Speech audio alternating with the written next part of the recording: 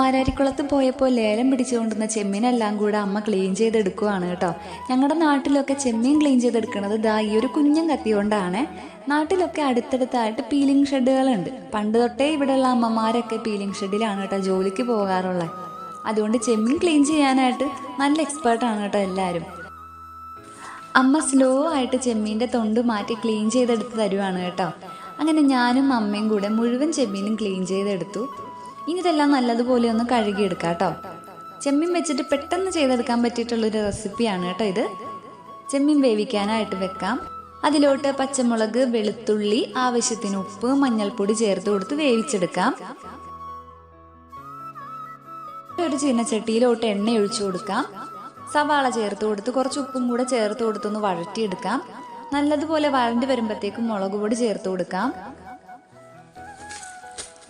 കുറച്ച് മീറ്റ് മസാല കൂടെ ചേർത്ത് കൊടുത്തിട്ട് പൊടികളൊക്കെ ഒന്ന് മൂത്ത് വരുമ്പോഴത്തേക്കും ചെമ്മീനിലോട്ട് ചേർത്ത് കൊടുത്തിട്ട് മിക്സ് ചെയ്തെടുക്കാം.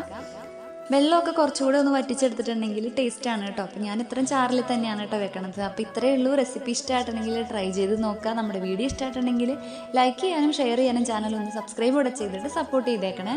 അപ്പോൾ ഇനി അടുത്ത വീഡിയോയിൽ കാണാം. ടാറ്റാ.